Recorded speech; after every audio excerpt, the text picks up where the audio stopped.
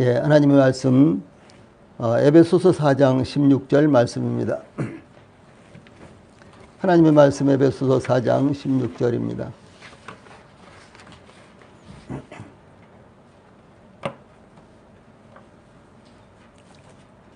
예, 제가 봉독을 해드리겠습니다. 하나님의 말씀 에베소서 4장 16절 말씀. 그에게서 온 몸이 각 마디를 통하여 도움을 받음으로 연결되고 결합되어 각 지체의 분량대로 역사하여 그 몸을 자라게 하며 사랑 안에서 스스로 세우느니라. 아멘. 앞에 보시고 한번 같이 읽읍시다. 시작. 그에게서 온 몸이 각 마디를 통하여 도움을 받음으로 연결되고 결합되어 각 지체의 분량대로 역사하여 그 몸을 자라게 하며 사랑 안에서 스스로 세우느니라. 아멘. 예, 오늘은 에베소서 4장 16절 말씀, 에베소서 4장 16절 말씀, 이 말씀을 통해서 영적 성장의 목표가 이루어지는 과정, 영적 성장의 목표가 이루어지는 과정, 이런 주제로 말씀을 전해 드리겠습니다.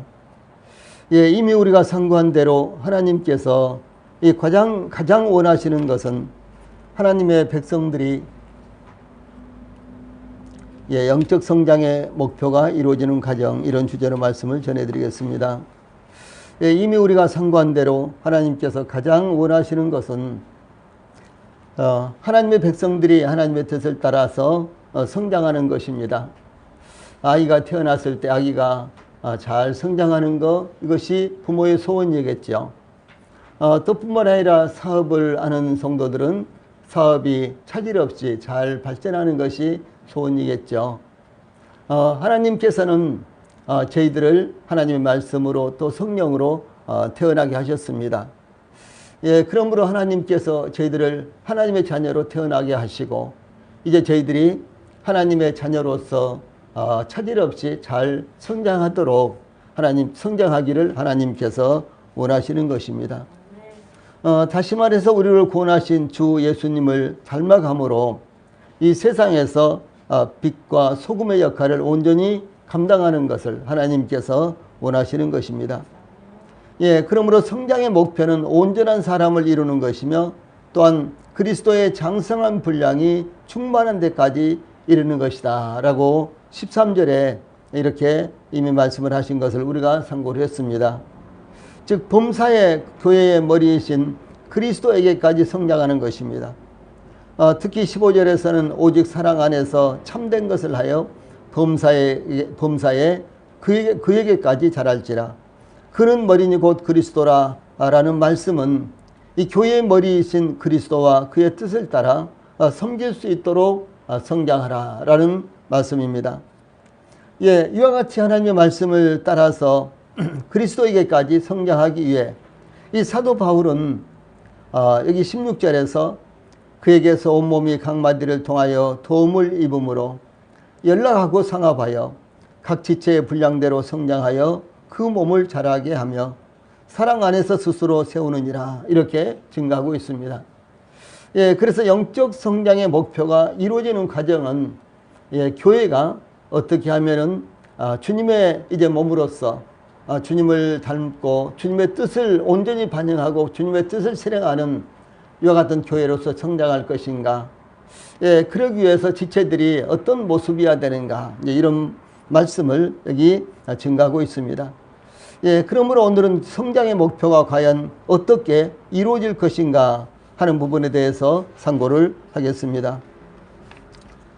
제일 먼저 본문을 통해서 예, 그리스도에게서 오는 능력을 입음으로 영적 성장의 목표가 이루어져야 된다, 이렇게 증가하고 있습니다.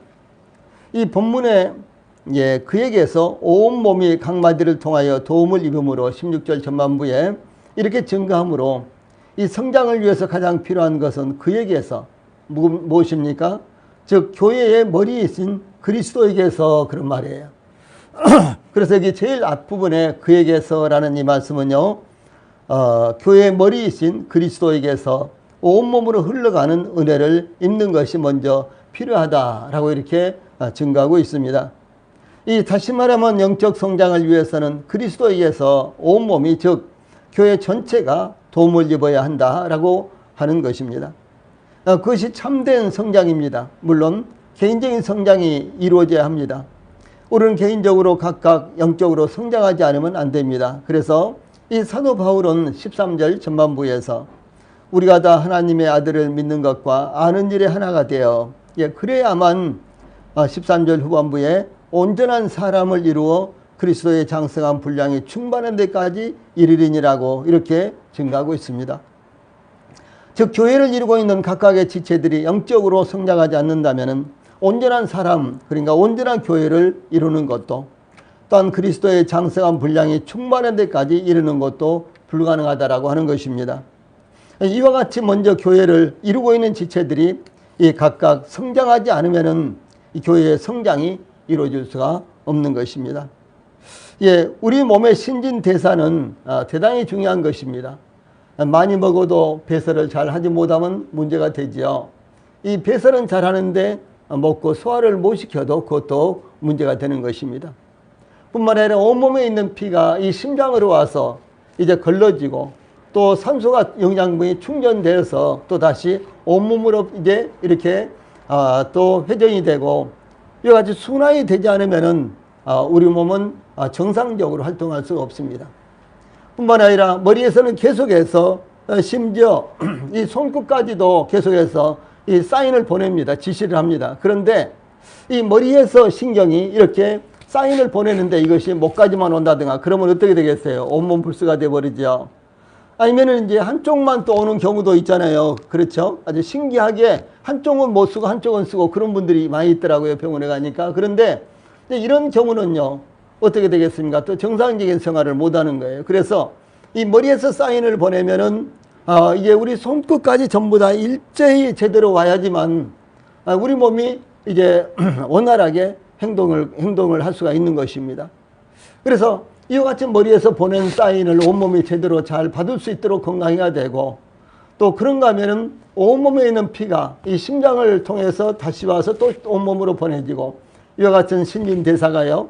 이 혈액의 신진대사 또 물뿐만 아니라 우리가 먹는 것의 신진대사 이와 같은 것들이 제대로 이루어지지 않으면 건강한 사람이 될 수가 없다는 것이죠. 그런데 이제 교회 이제 그리스도의 몸, 그리스도의 교회를요, 그리스도의 몸이라고 성경은 증가하고 있어요. 그러므로 그리스도의 몸된 교회도 동일하게 이와 같은 구조로 이루어져 있기 때문에 이와 같이 구조가 이와 같은 시스템이 잘 이제 움직여야지만 교회도 원활하게 부흥을 하고 또 뿐만 아니라 교회에 속한 모든 지체들이 다 영적으로 유익을 얻어서 하나님을 합당하게 섬길 수가 있다라고 하는 사실을 말씀하는 것입니다.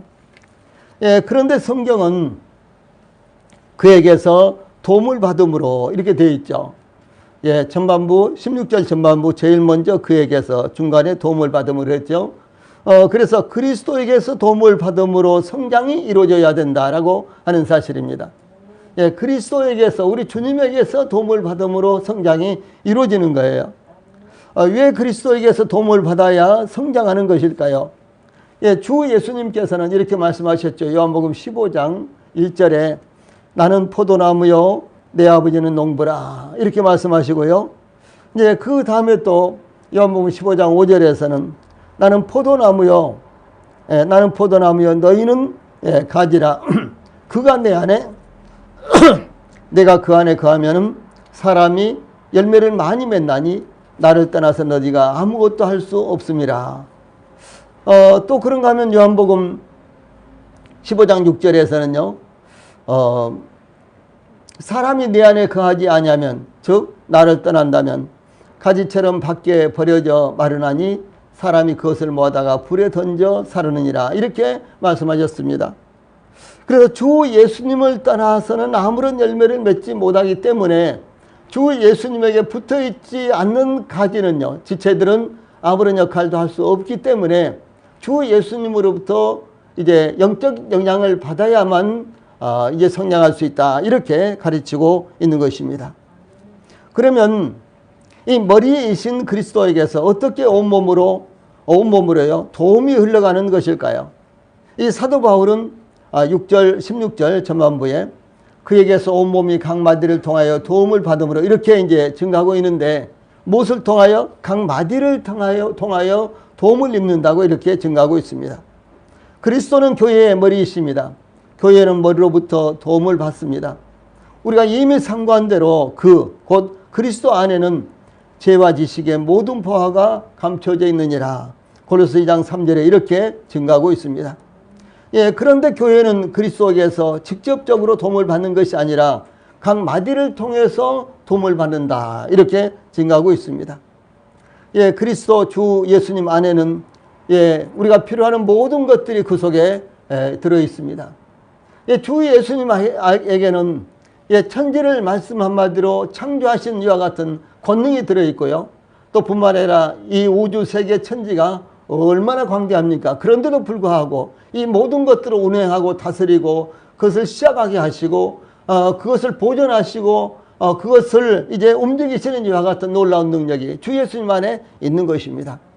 그러므로 주 예수님 안에 이와 같은 물리적인 것, 또 비가시적인 것, 눈에 보이지 않는 것, 또 그런가 하면 또 영적인 것, 이 모든 것들이 충만하게 들어있기 때문에 주 예수님으로부터 우리가 도움을 곧 공급을 받지 않으면은 예, 우리는 영적으로 정상적인 성장이 이루어질 수 없다라고 이렇게 지금 말씀하고 있는 것입니다.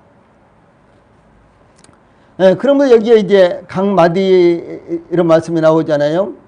예, 그에게서 온몸이 각 마디를 통하여 이렇게 나오는데 이 마디라는 말은요, 이 손매듭 뭐 이렇게 관절 하나 뭐 이런 것이라기보다도 이 손매듭과 매듭 혹은 관절과 관절을 잇는 이 조인트 부분, 이 연결 부분을 여기에서요 각 마디라고 이렇게 부르는 것입니다.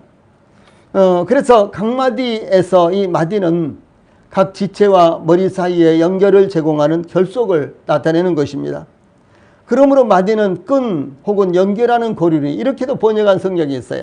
이 마디를요 끈 혹은 연결하는 고리, 이 끈이 있어야지만 서로 연결이 되는 거잖아요. 그래서 이렇게도 번역한 성경들이 있습니다. 왜냐하면은 이 마디가 단순히 지체들을 연결시키는 역할만은 한 것이 아니라요, 머리로부터 나오는 영적 에너지의 공급이 몸의 모든 지체로 흘러가게 하는 것은 끈 또는 연결하는 고리를 통해서 이루어지기 때문에 그렇습니다. 그래서 이 마디는 생명과 양분과 에너지를 몸의 모든 지체에게로 흘러가게 하는 통로다는 것이죠.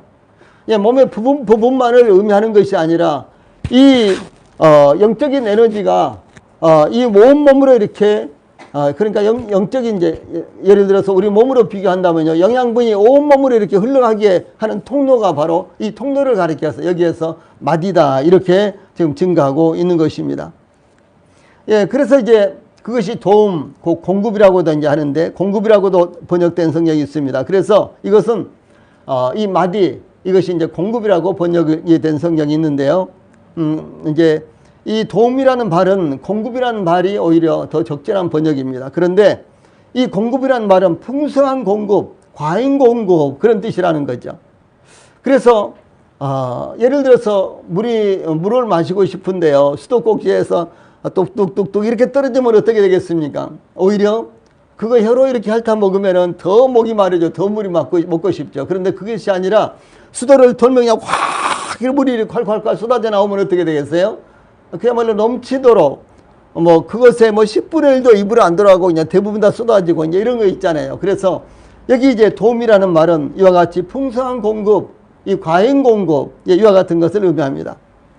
물을 한 컵 정도 마시고 싶은데 내지는 한 모금 정도 먹고 싶은데 물을 한 바가지를 준다든가 그렇죠. 그러면 과잉 공급이잖아요. 그래서 여기에서 이제 이 온몸이 각 마디를 통하여 도움을 받음으로, 이 공급을 받음으로 할 때 이 도움 혹은 공급이라는 말이요, 풍성한 공급, 과잉 공급 이런 것을 의미합니다. 이것은 알맞게 공급하는 것보다도요 더 넘치도록 공급되는 것을 의미를 합니다. 사도 요한은 도읍 곧 공급의 원천에 대해서 요한복음 1장 16절에서 우리가 다 그의 충만한 데서 받으니 은혜 위에 은혜로라 이렇게 증가하고 있습니다. 우리가 다 그의 충만한 데서, 주 예수님 안에는 모든 것들이 충만하다 그랬잖아요. 그 충만한 데서 받으니 이제 그런 말씀이에요.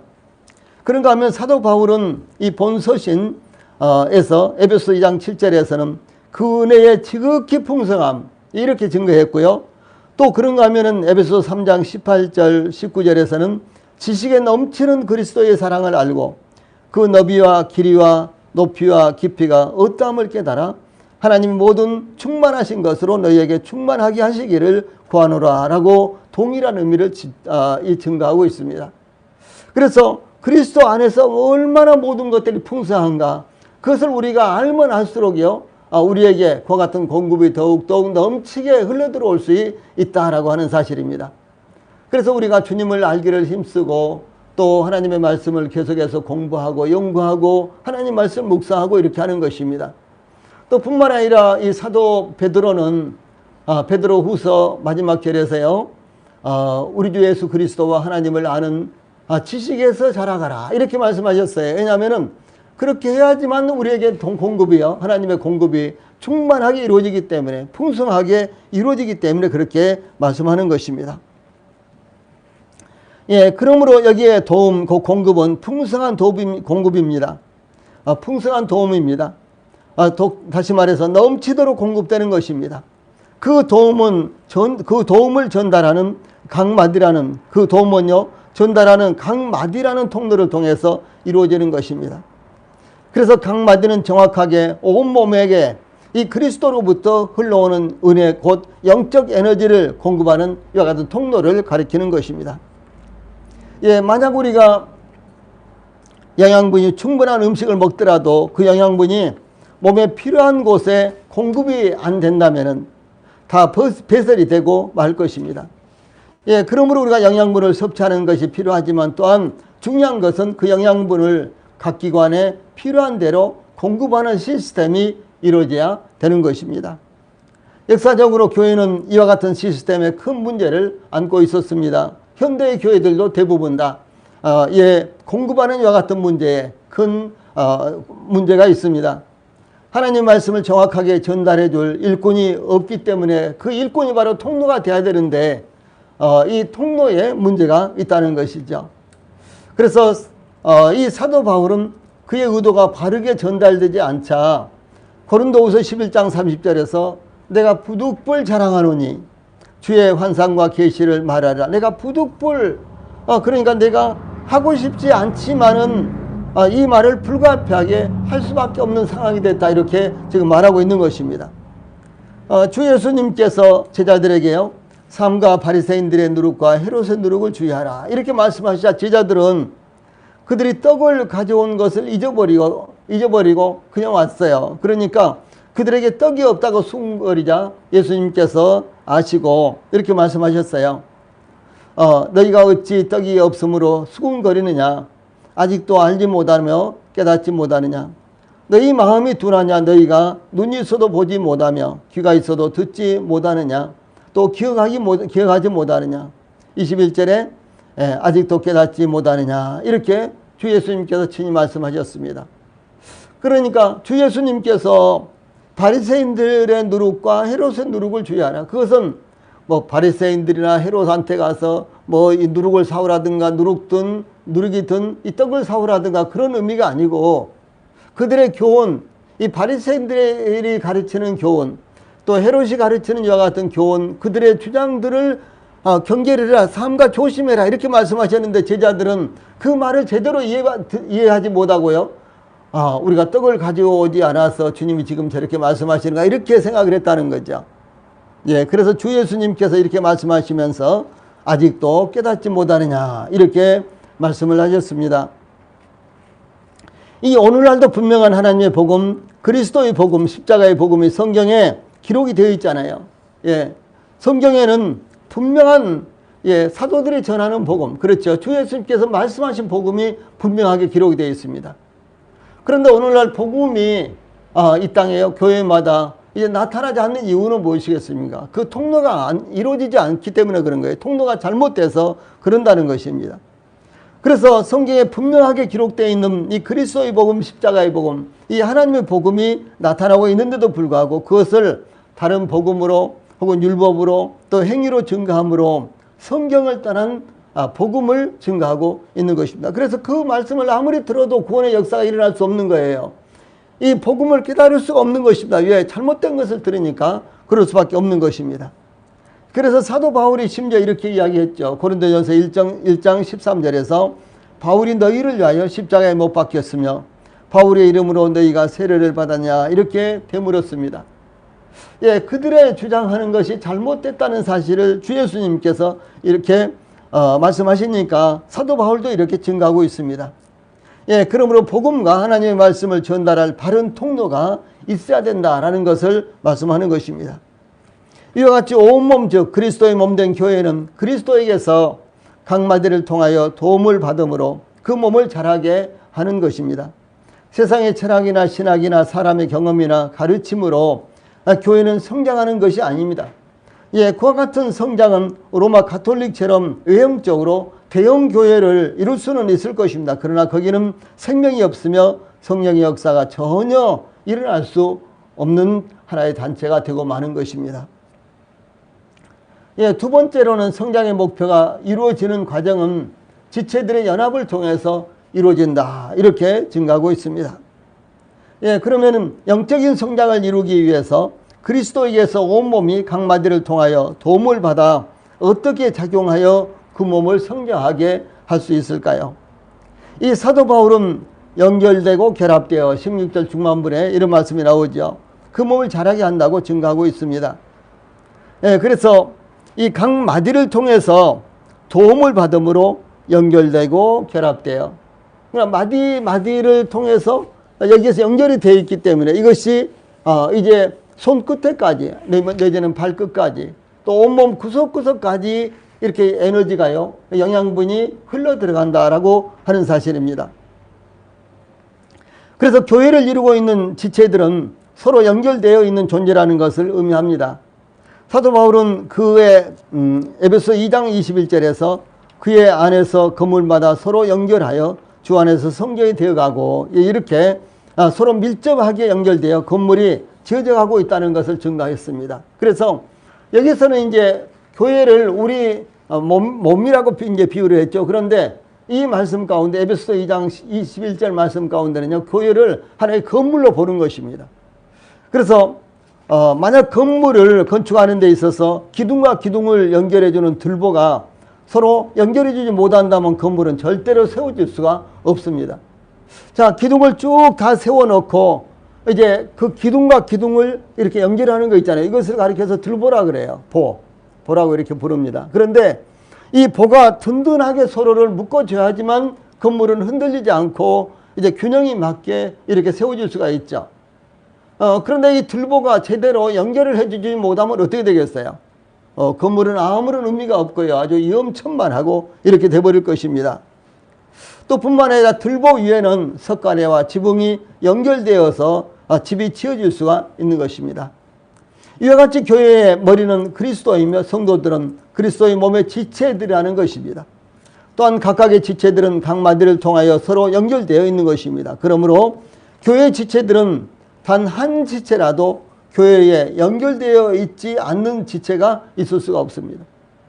나는 애톨이라고 할지라도 나는 뭐 교회와 상관이 없다고 할지라도 구원받은 모든 성도들은요 만약에 구원을 받았다면 교회를 다니지 않아도 교회와 연결되어 있는 거예요.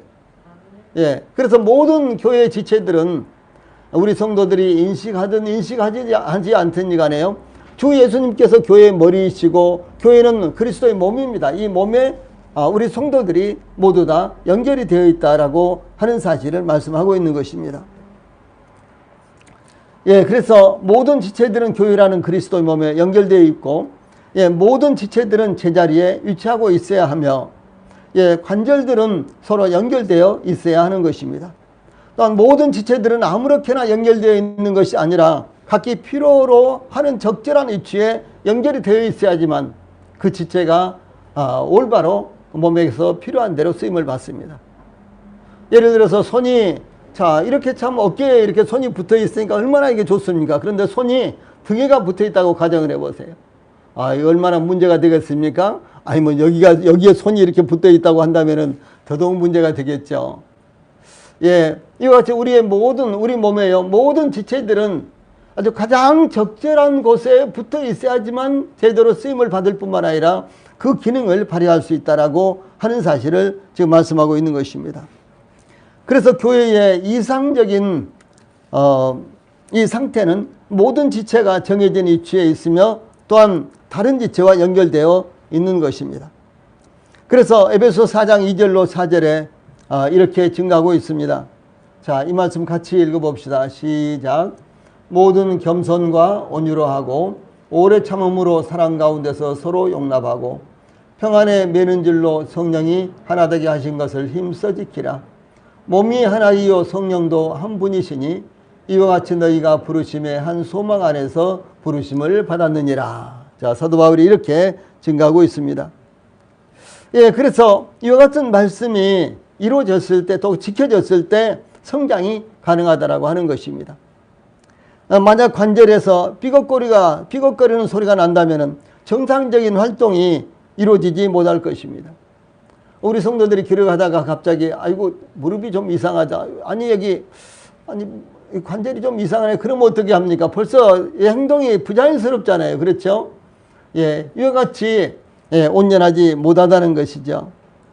또 관절이 모난 부분이 있더라도 활동이 부자연스러울 수밖에 없는 것입니다. 이것은 이 하나님의 그리스도의 몸된 교회의 모든 지체들이 서로를 보완하는 관계를 형성하여 하나의 몸을 이루고 있다는 것을 의미합니다. 자, 이제 우리 몸의 이 관절이요 서로 연결한 곳은 하나는 둥그렇게, 하나는 또 둥그러운 것을 이렇게 딱 받을 수 있도록 전부 다 이렇게 연결이 되어 있어요. 그러니까 이런 식으로 연결이 되어 있습니다. 모두 다요. 하나는 둥그럽게, 하나는 이렇게. 그래서 이것이 이렇게 움직이면서 마디마디가 서로 움직이는 거 있습니다. 다리라든가 팔이라든가요. 이 관절이요. 예.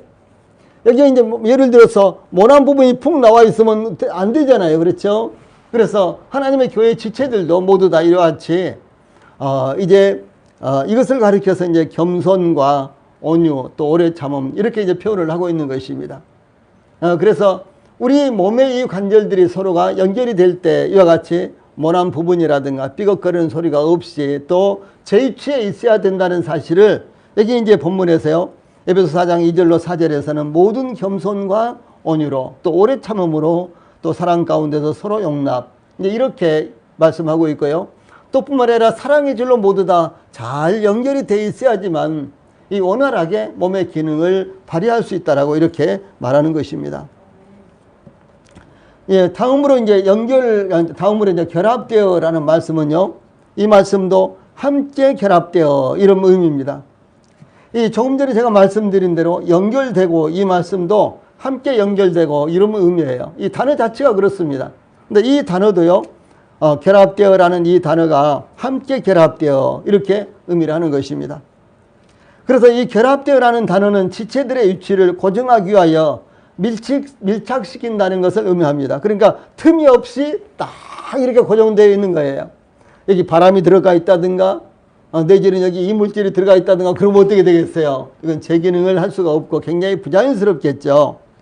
예를 들어서 여기 그림처럼요. 벽돌을 쌓을 때 밀착하지 않고 서로 벌어지고 틈새가 난다면 어떻게 되겠습니까? 예, 그러면은 벽의 기능을 제대로 발휘하지 못하죠. 지붕에 규화를 얹으면서 틈이 벌어지면 바람이 들어오고 비가 셀 것입니다. 마루에 틈새가 벌어지면 발이 빠질 것이죠. 그러므로 틈이 벌어지지 않도록 밀착시켜서 시공이 이루어져야 된다. 이것을 결합되어라는 말로 이렇게 표현을 한 것입니다. 이와 같이 교회를 이루고 있는 지체들은 서로 밀착되어서 견고하게 결합을 이루고 있다라고 하는 사실입니다. 또한 이 결합되어라는 단어는요. 이런 의미도 있어요. 정신적 동일, 이해, 공감, 일치 등을 나타낼 때 상징적으로 사용하는 단어입니다. 이 단어의 의미는 함께 결합하다라는 이 단어의 의미인 함께 결합하다라는 이 단어의 강조점은 어디에 있는 거는요. 일치한다, 상합한다, 밀착한다. 그래서 교회가 많은 지체들이 있지만 하나이잖아요.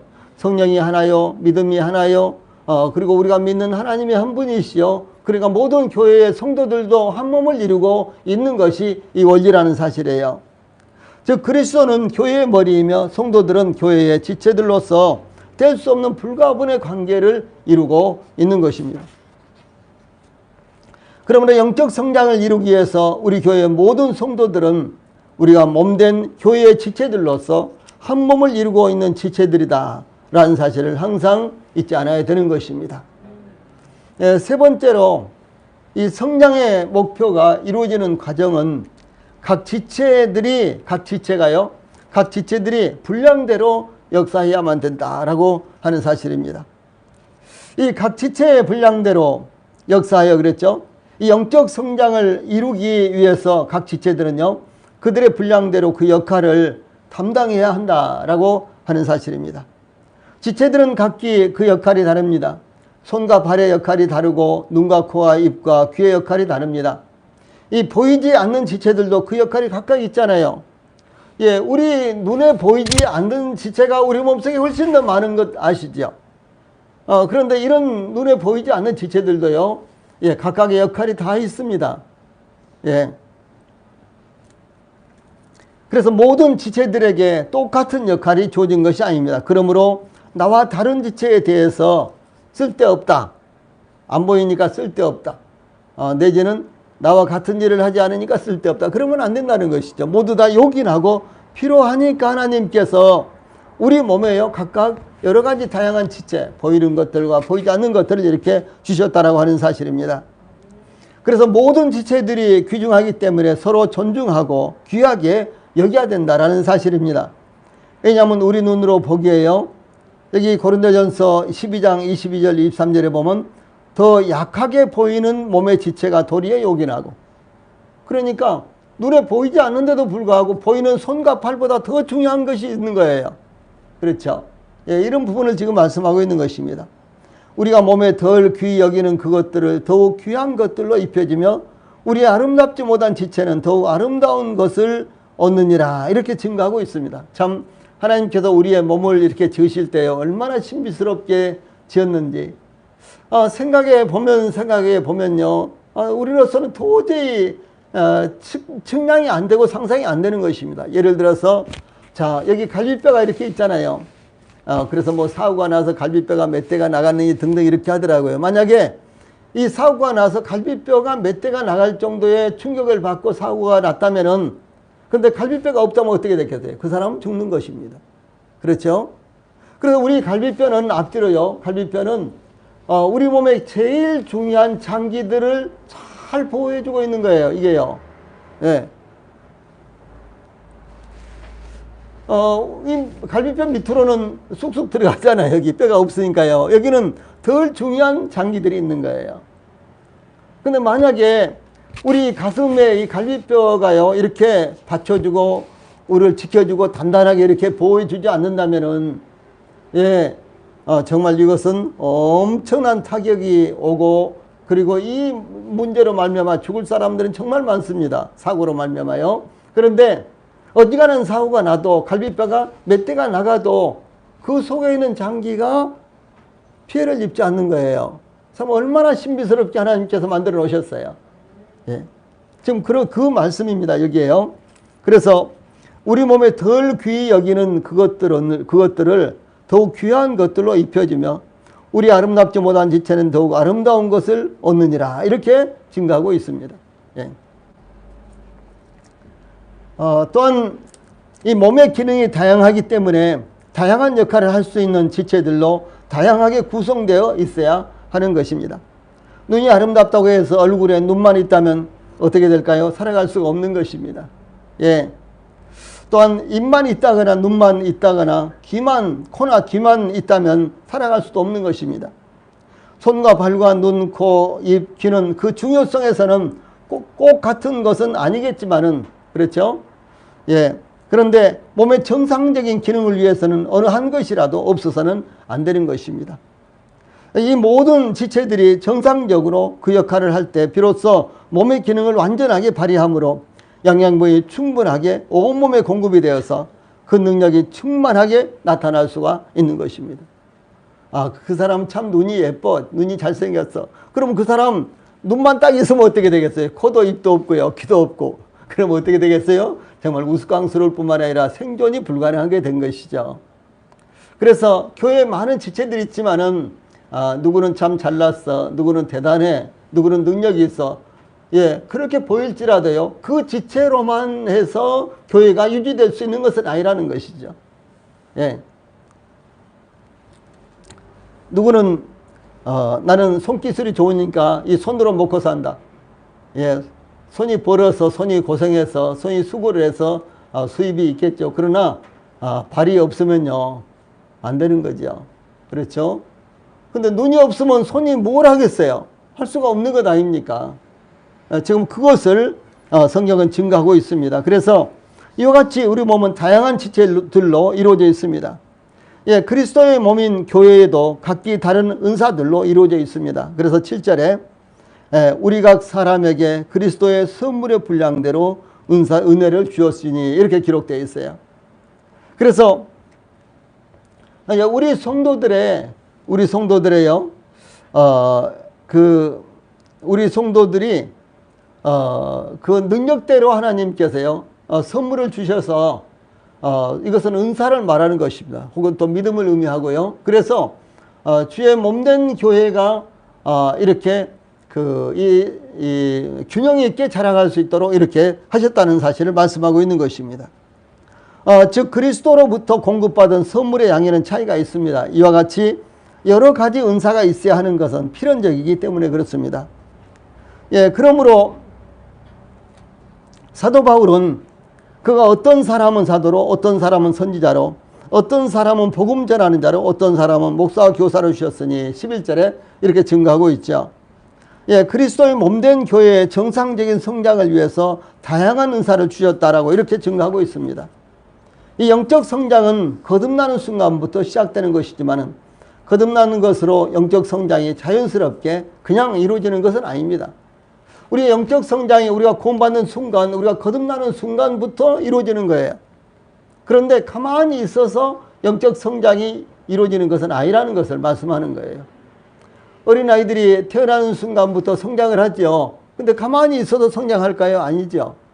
어린아이에게 충분하게 영양분을 공급을 하고 또 청결하도록 유지하게 하고 이 많은 배려가 필요하지 않습니까? 이 여러 필요가 채워졌을 때 아이가 제대로 성장할 수가 있는 것을 말씀하고 있는 것입니다. 또한 신앙의 성장은 기도를 잘하거나 봉사를 잘한다고만 이루어지는 것도 아닙니다. 예, 믿음의 뿌리가 진리의 말씀에 굳건하게 뿌리를 내리고 진리에 서 있을 때 이루어지는 것입니다. 또한 하나님께서 자신에게 주신 은사를 발견하고 그 은사의 분량에 따라 섬길 때 성령의 역사가 나타나며 영적으로도 성장하는 것입니다. 아주 좋은 나무를 하나 옮겨 심는다고 가정을 해보세요. 그런데 너무너무 아주 고급 나무고 좋은 나무예요. 그런데 이 나무가 바람이 조금만 불어도 이렇게 움직이고, 예, 뿌리까지 이렇게 움직인다면 이 나무는요, 만약에 살아있다고 할지라도 제대로 성장할 수가 없는 것입니다. 어지간한 바람은 잘 견딜 수 있도록 뿌리가 견고하게 고정이 되어 있어야지만, 그렇죠? 그래야지만 양분을 제대로 흡수해서 각이 이렇게 잎에까지요 공급을 하고 그래서 성장할 수가 있죠. 그런데 좋은 나무라고 할지라도 이와 같이 견고하게 뿌리가 박혀 있지 않는다면 절대로 생존이 불가능하고 또 제대로 자라갈 수가 없는 것입니다.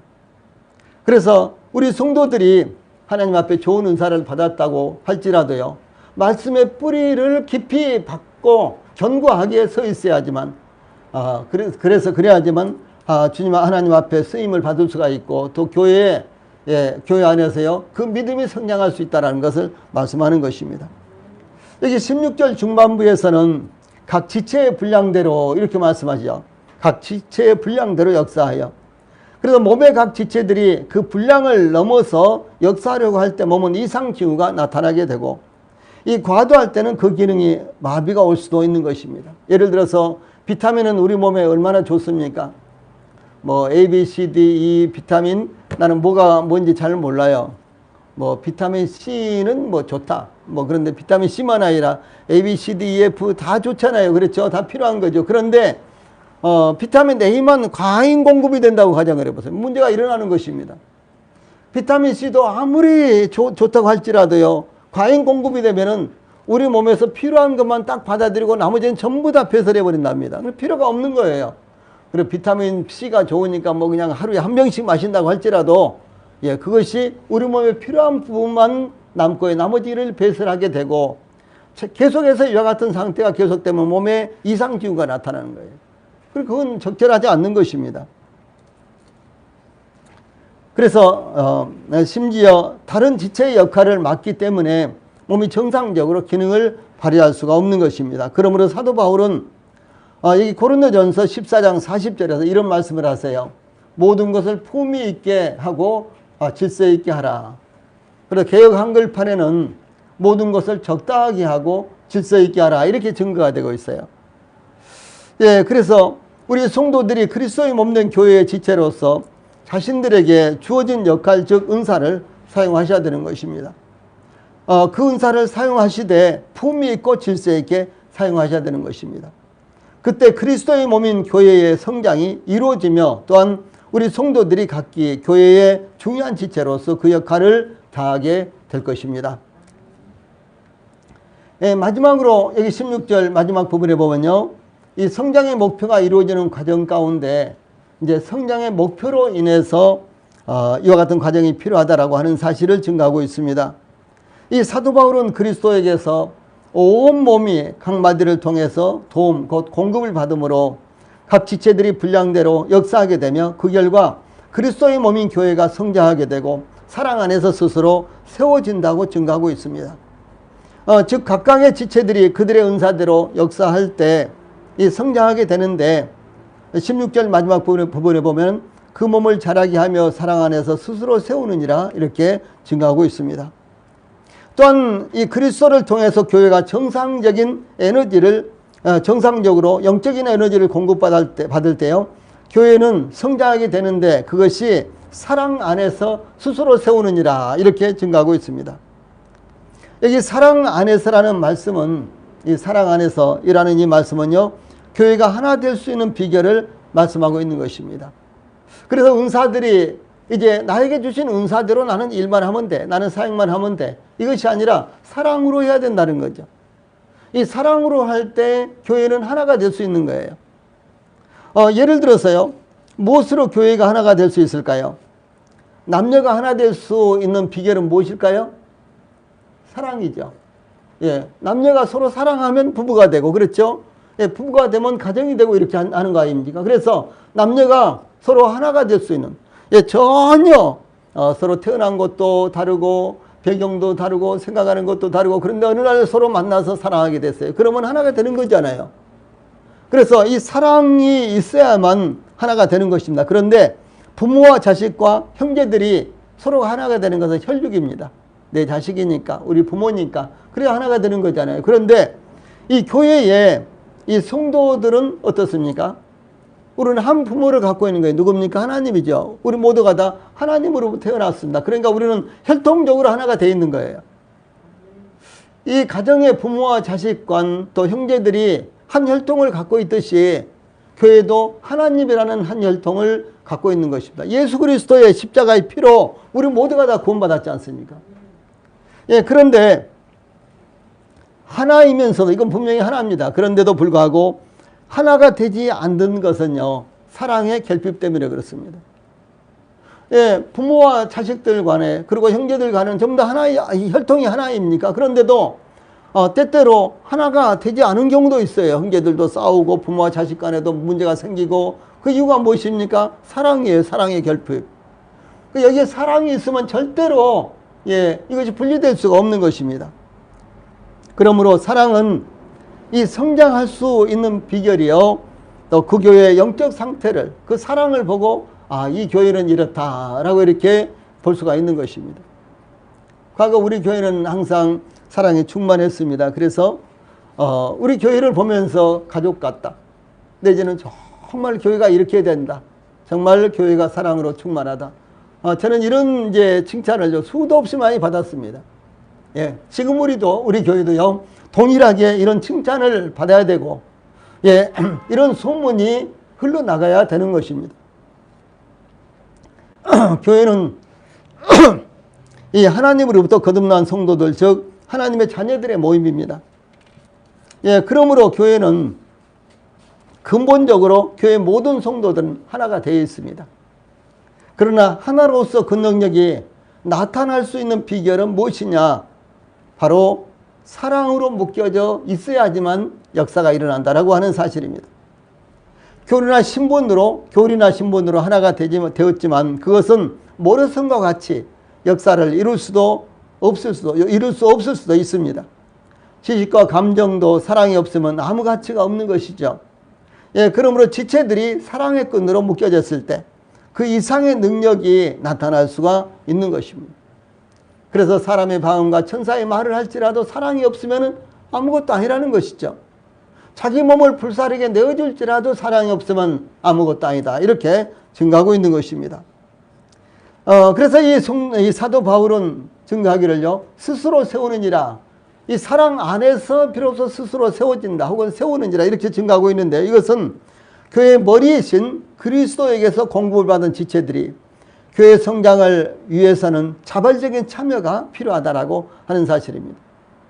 그래서 교회는 자발적으로 참여하고 자발적으로 헌신하고 누구의 이렇게 격려를 받고 도움을 받고 내지는 또 누구의 권고를 받아서가 아니라 자발적으로 참여하는 성도들이 많을 때 교회는 성장하게 되고, 또 그런 지체들, 그런 성도들은 스스로 또 영적 성장이 이루어지는 것을 말씀하는 것입니다.